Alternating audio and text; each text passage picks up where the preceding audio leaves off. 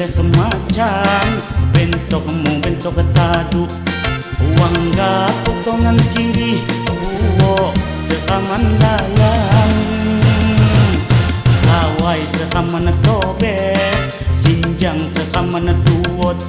kaga mengukan nyeleh kaga muka ngalengut andah ni seleh macam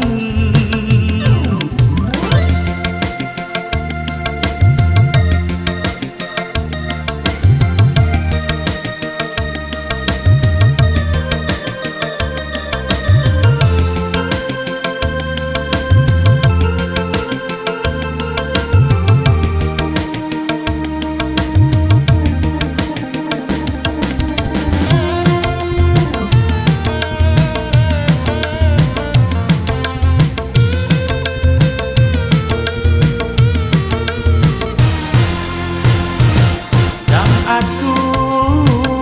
tuan haji ucap ma demon muli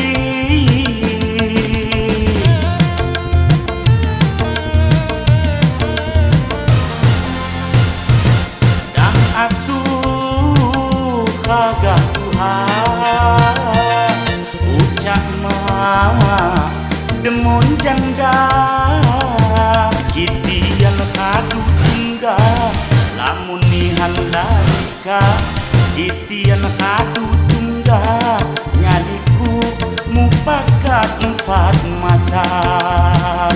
nyaliku kali tibiri uli saku jakanan kiri kisah yang sang nogoan pagi asal togo hajat ni hati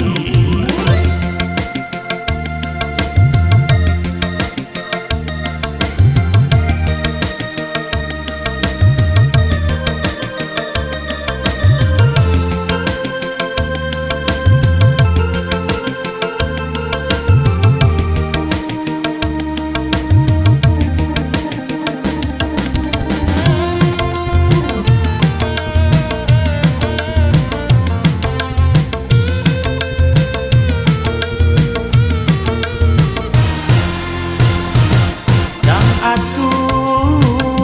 tuan haji ucap ma demon muli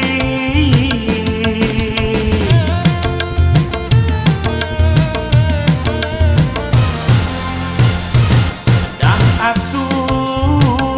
kagak Tuhan ucap ma demon jangga kitian kadu tungga lamun nihan larika kitian kadu tungga nyaliku mupakat empat mata nyaliku kali tibiri uli saku jakanan kiri kisah yang sang nogoan pagi asal togo hajat ni hati seleh macam bentukmu bentuk tadu wangga potongan sirih buo sekaman layang kawai sekaman tobe sinjang sekaman tuot kaga mengukan nyeleh kaga muka ngalengut andah ni seleh macam